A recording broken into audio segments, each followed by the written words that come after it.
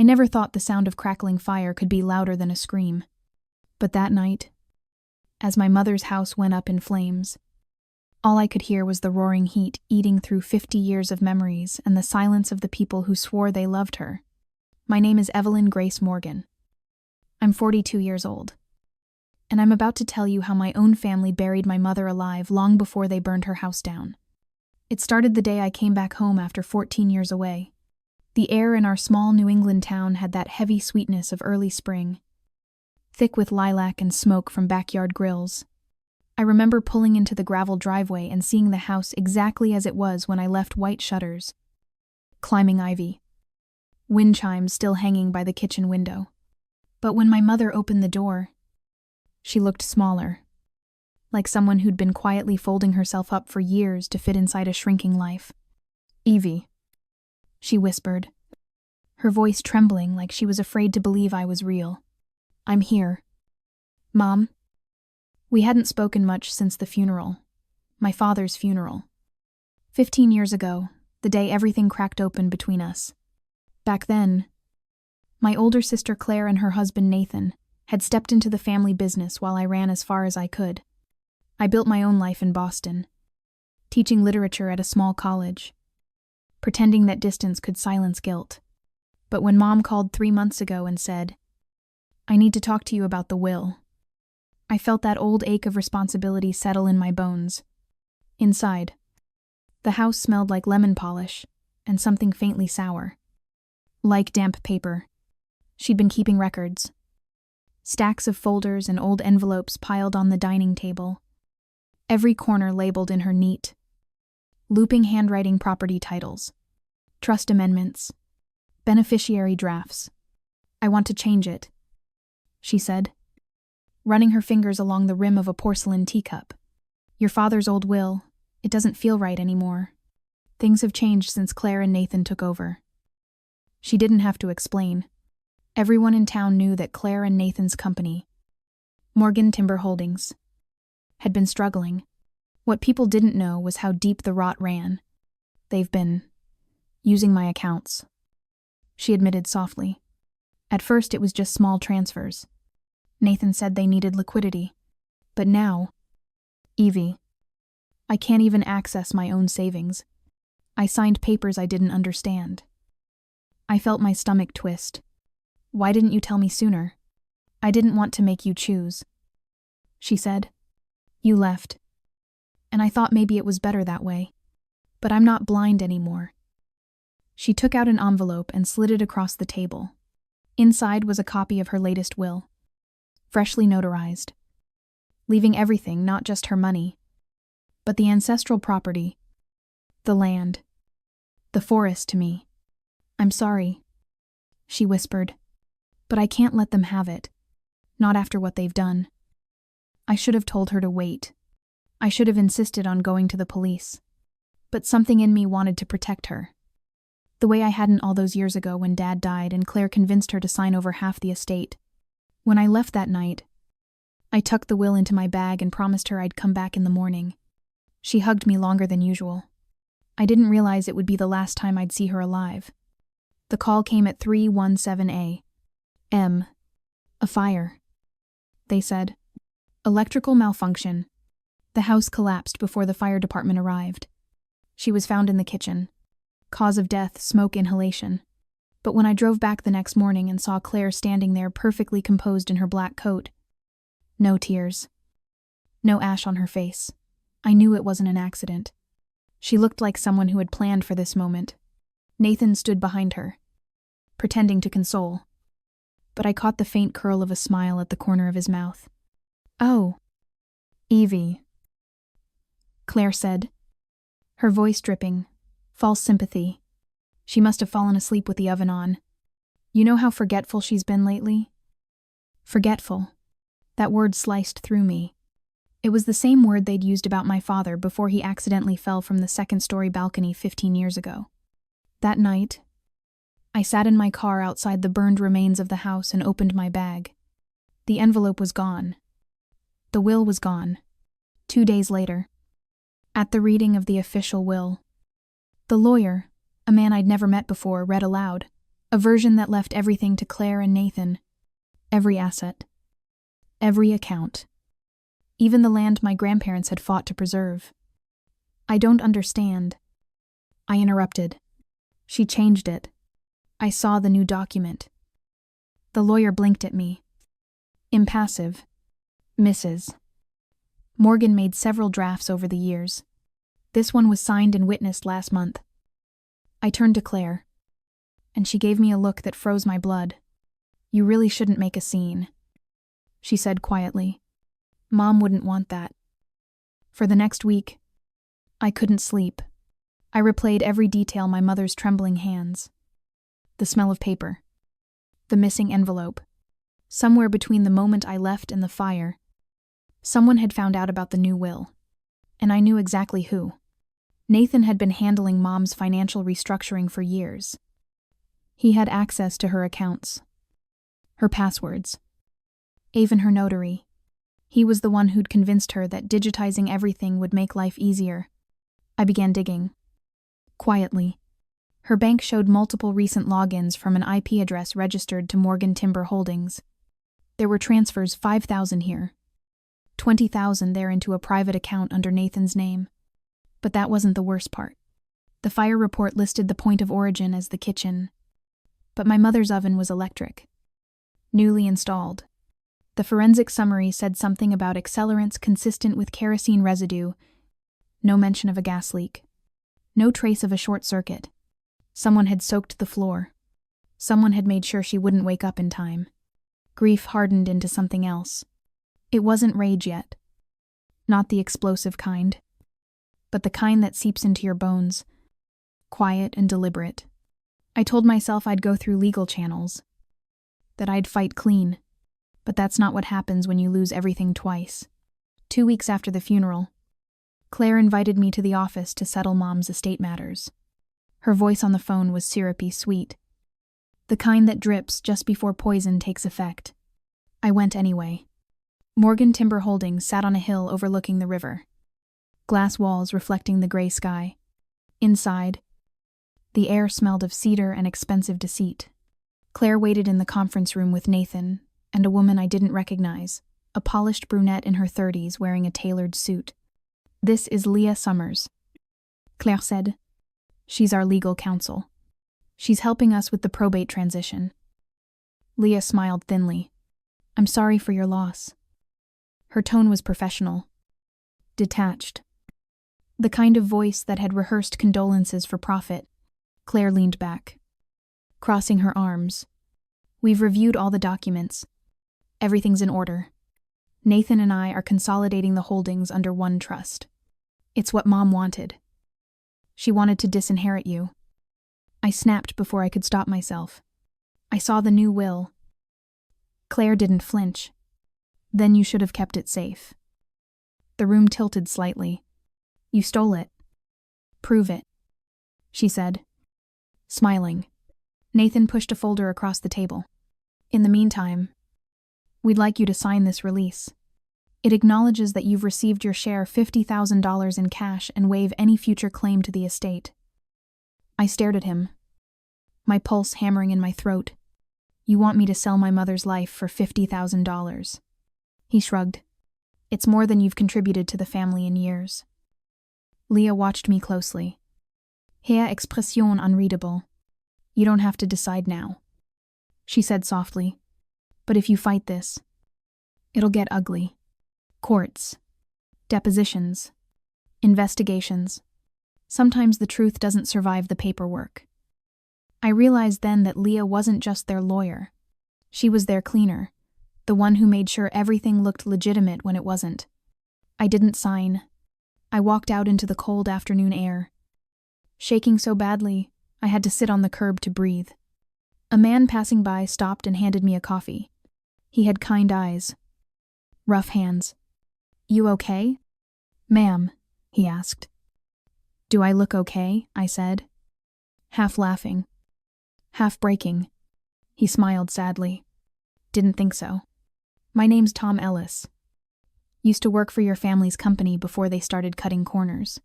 Guess I know what it feels like to lose something that used to mean home. He told me that Nathan had been liquidating assets, quietly selling protected land, altering records.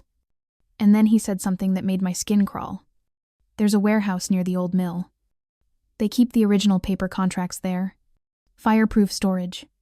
But last week I saw Nathan loading boxes into his truck at midnight. He wasn't alone. That woman Leah was with him. That night, I drove out there myself. The building was dark, except for a single light glowing behind frosted glass. I peered through a gap in the blinds and saw them, Nathan and Leah, stacking files into a burn barrel.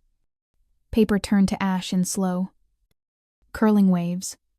Among the flames, I saw a flash of handwriting I'd know anywhere. My mother's. I pressed my hand against the cold window and whispered, "You erased her." And something in me snapped. They thought they'd destroyed every trace of her truth. But what they didn't know was that she'd made one copy of the will for her church trustee, the man who handled her charity donations, and she'd told him, "If anything happens to me, give this to Evelyn." And tomorrow, I was going to find him. The church on Maple Street looks smaller than it did in my childhood memory. Like grief has been quietly sanding it down all these years. The steeple used to make my neck ache when I looked up. Now the cross just peeks over the sycamores like a tired sentinel. I park across from the parsonage and sit there with the engine off, listening to the ticking metal settle and the wind pull at last year's leaves. It's late afternoon. That hour, when colors flatten and shadows grow long, and the town starts closing its eyes. I grip the steering wheel because I'm not sure my hands will behave if I let them go. I'm not sure I can walk up those steps and ask a stranger to hand me the last unburned piece of my mother's voice. The front door opens before I knock. A man about 70 stands there in a cardigan. The kind of careful man who irons sleeves and keeps promises for decades. His hair is white and parted with a precision that makes me think of rulers and hymnals. "You must be Evelyn," he says. "Your mother told me you'd come, if things ever changed." He doesn't say burned. He doesn't have to. "Mr. Whitaker?" I ask. Though I already know.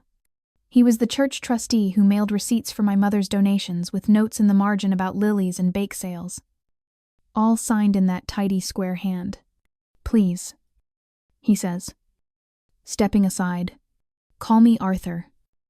The foyer smells like old wood and lemon oil. Sunlight falls through stained glass and paints the floor in fractured blues and reds that tremble when the wind moves the trees.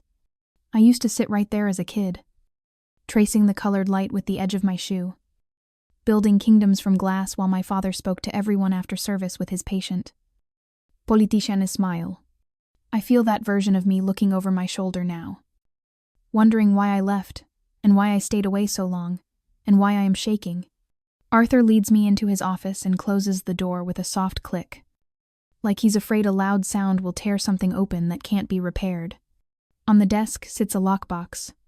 I know before he even reaches for it that it's the reason I'm here. I recognize the sticker on the lid, my mother's. The one she put on every box.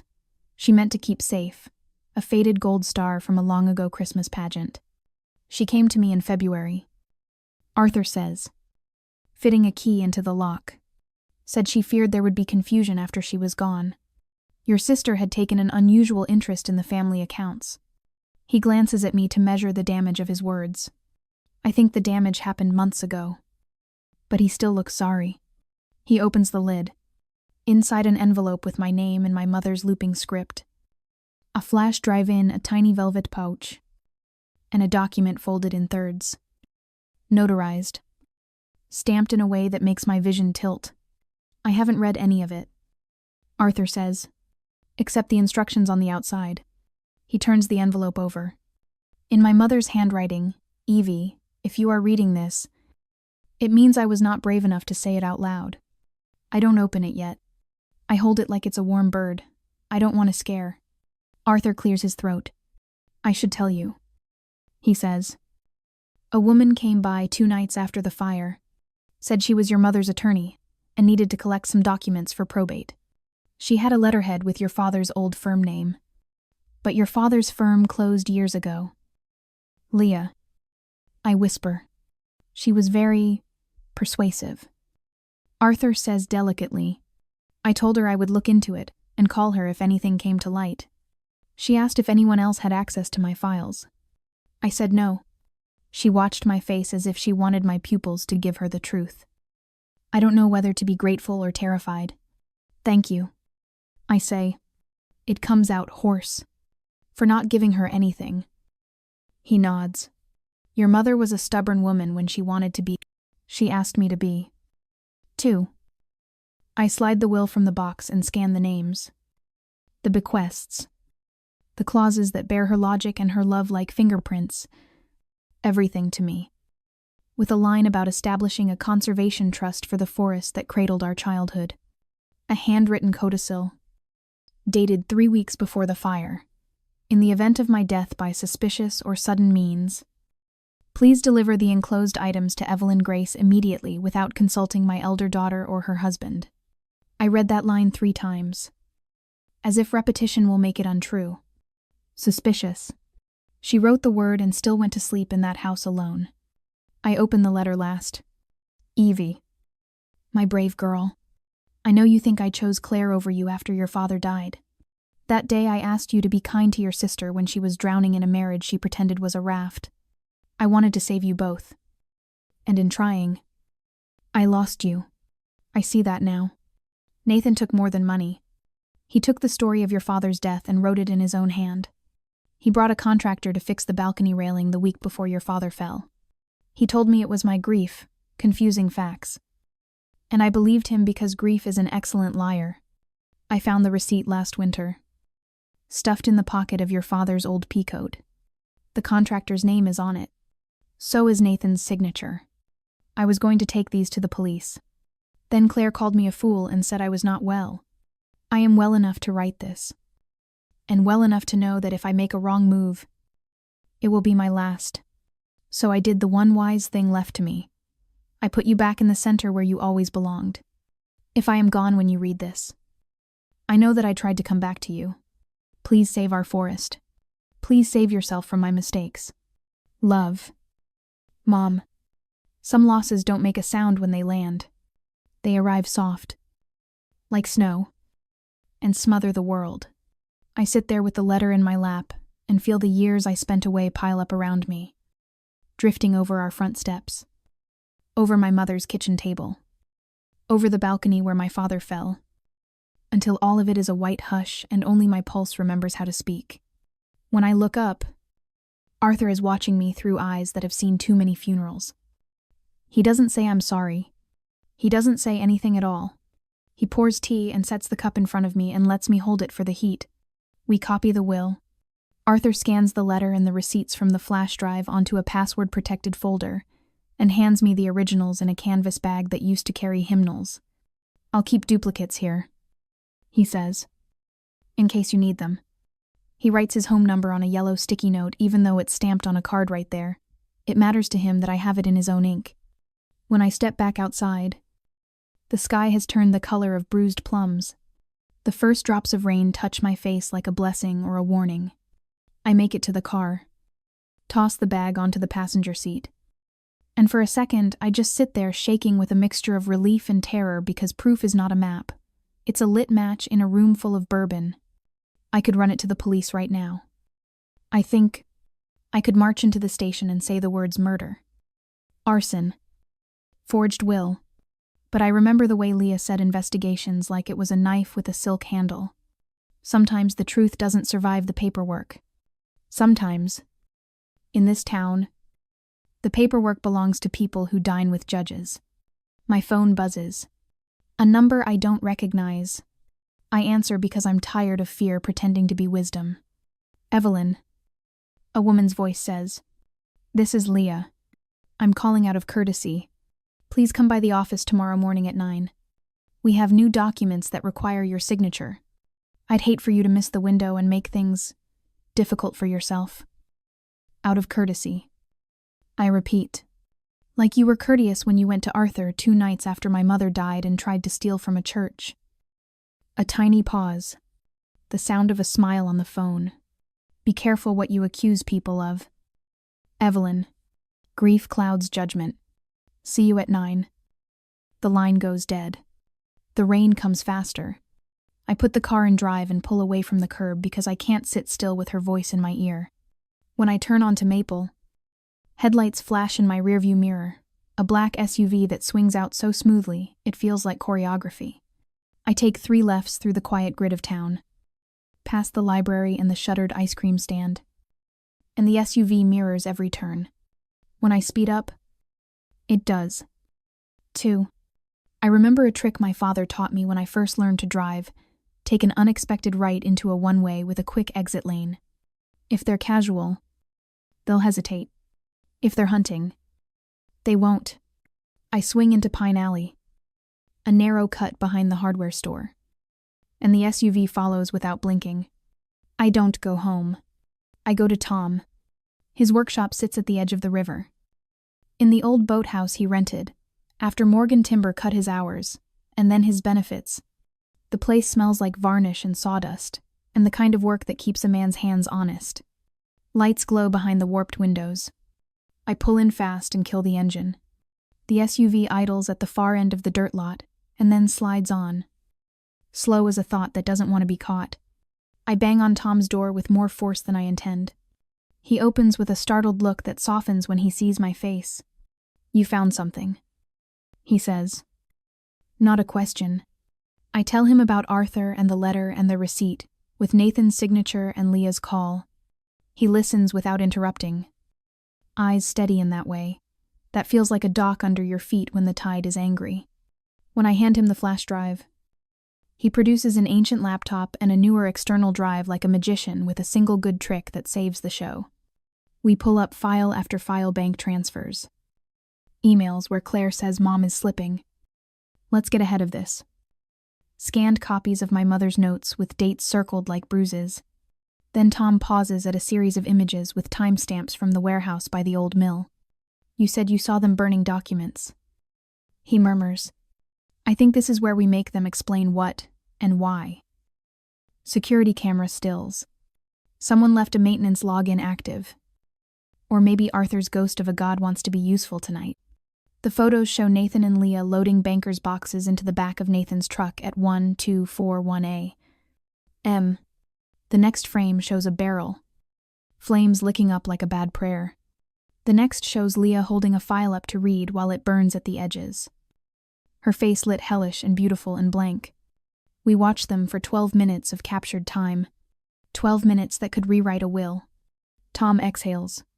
"You take this to the police, and they'll ask how you got it. They'll ask whether the cameras were legally maintained. They'll ask whether you're a grieving daughter making up shadows. And Leah will hand them a paper that says you trespassed and stole and interfered with an ongoing probate process. She'll buy a delay with language while she buys a judge with lunch. I'm so tired of being careful." I say. It comes out like a sob trying to be a laugh. "Then let's be smart instead," he says gently. Smart isn't the same as careful. Smart gets you the truth in a room where the door is locked from the inside. How?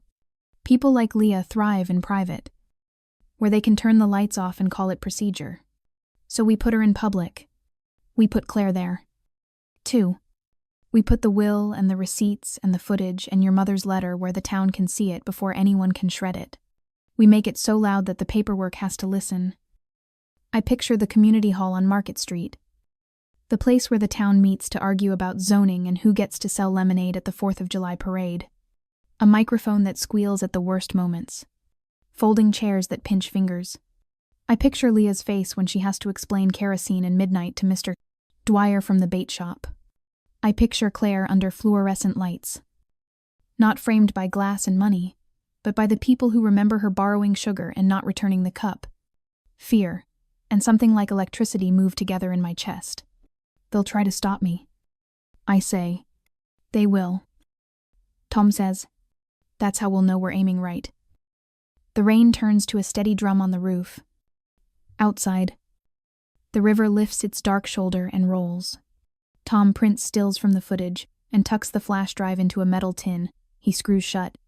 He writes the time and date on the lid. Then he takes a small box from a shelf and sets it in front of me.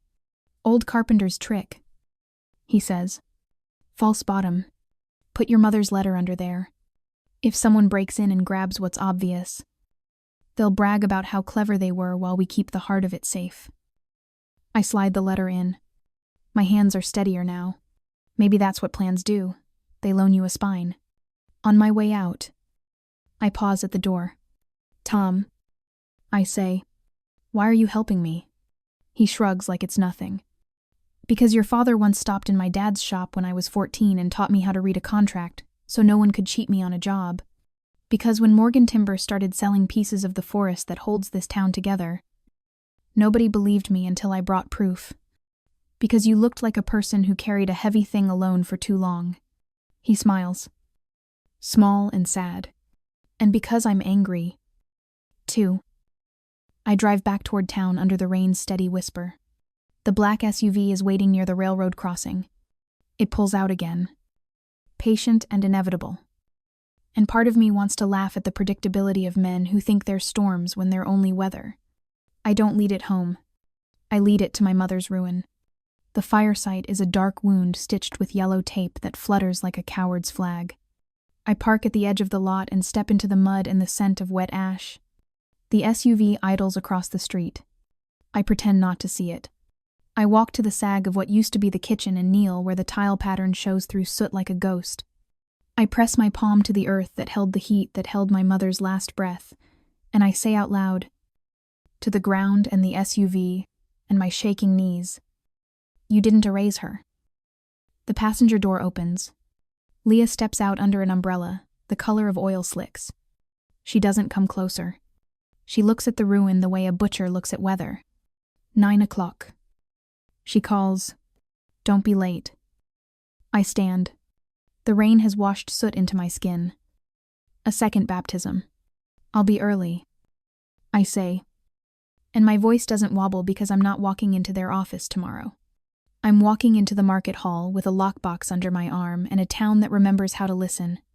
As I turn back to the car, headlights flare down the road. The volunteer fire chief's truck. Red paint dulled by rain and years. He slows. Recognizes me. Tips 2 fingers from the wheel. Evie. He calls through the window. You be careful now. He doesn't say with what. He doesn't have to. When I close my door, the canvas bag thumps against the seat, and my mother's gold star sticker catches a shred of streetlight. It glows like something stubborn and good. I put my hand on it. The way she used to put her hand on my back before I stepped on stage in 3rd grade dressed as a cloud. I feel the pressure of her palm in that penny-sized piece of glue and paper. I think tomorrow we will make them say their sins into a microphone. And then, like a spool reaching the end of its thread, a memory clicks forward. My father on the balcony railing the week before he died. Rubbing a thumb along a hairline groove near the top bracket. Feels wrong. He'd said. Casual. Almost amused. Like someone sanded where they shouldn't. I hadn't thought about it in 15 years. Now the words land and bloom thorns. If the contractor's name is on the receipt, then there's a shop where tools were signed out. A ledger where inventory went missing. A man who remembers cash paid on a Sunday under the table. Not a story. A chain. I put the car in gear. Tomorrow is for microphones and paper. Tonight is for finding the man who brought a hacksaw to my father's house and called it maintenance. The rain is steady. My headlights, a narrow river. And the road between what I lost and what I will take back is finally visible. Slick and shining and mean. That night felt like the air itself was waiting to snap. The rain had thinned to mist.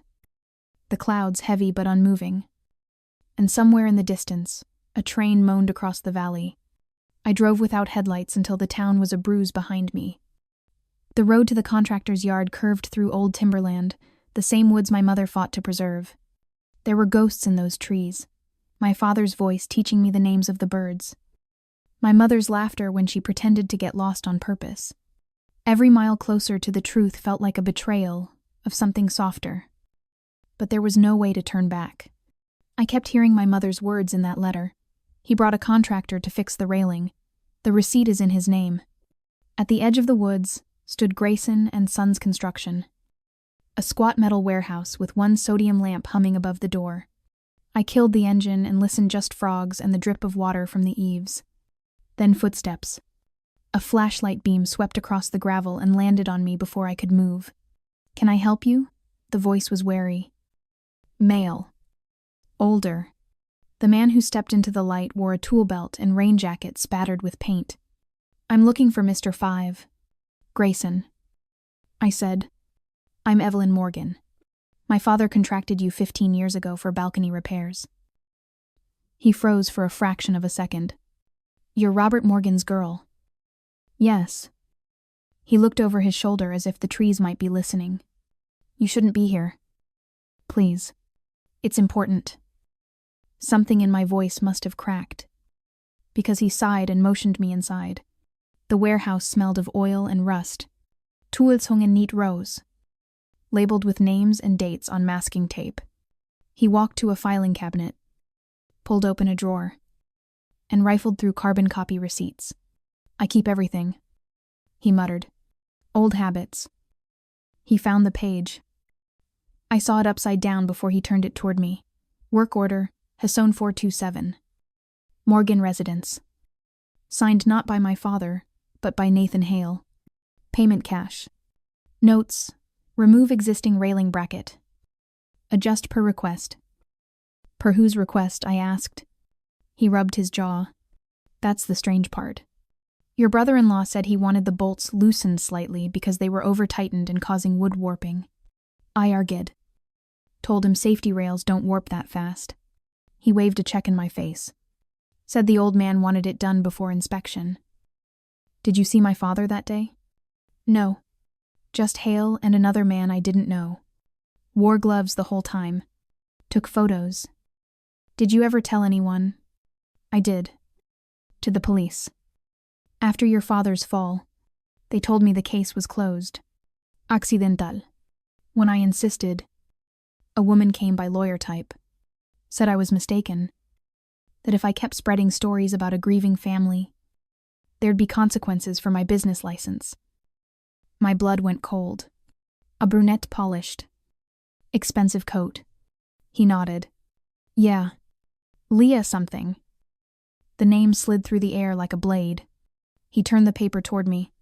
If you're smart, you'll forget this exists. They still have power. And the last guy who tried to dig into Hale's deals had his truck catch fire outside his shop.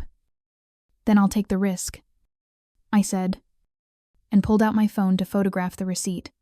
My hands were steady now. When I left, the moon had crawled out from behind the clouds. Pale as bone, the forest looked alive again, branches whispering, roots slick with rain. I drove back toward town and stopped at a turnout overlooking the valley lights. For the first time, the whole pattern came clear. My father's fall. My mother's fire. The forged wills. The disappearing paper trail. All threaded through the same cold hands. Tomorrow morning. They expected me at 9. At 8:40. I walked into the Market Street Hall instead of Leah's office. Tom was already there. Setting up the projector he borrowed from the high school. Arthur sat near the front, calm and immovable as a tree. Word had spread maybe because I made sure it would. I'd told the local paper I was presenting evidence of corruption tied to the Morgan estate.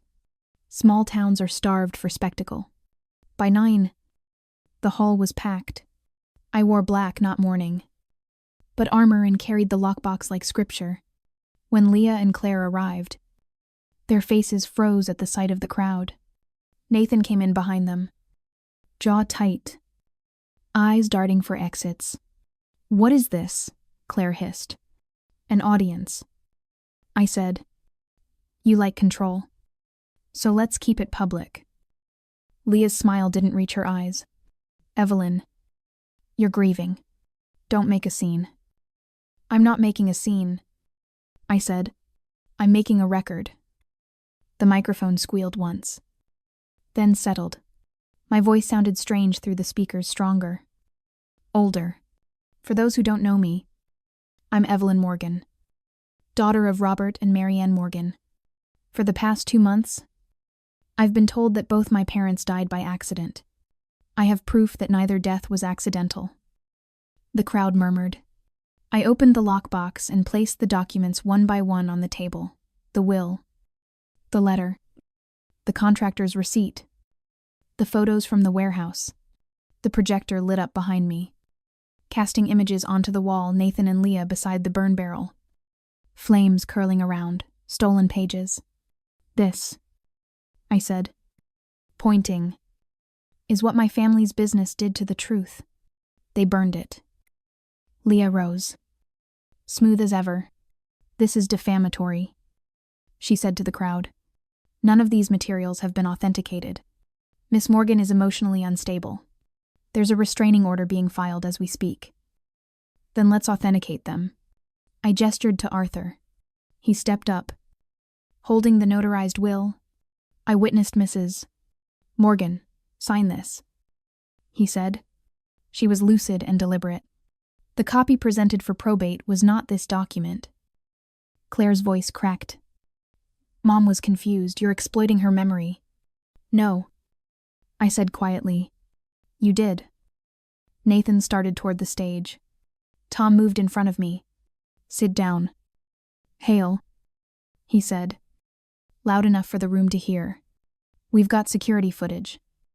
Your signature on an illegal work order. And a recording of your wife discussing kerosene purchases 3 days before the fire. It was a bluff. Partly. But Leah flinched just slightly, and that was enough.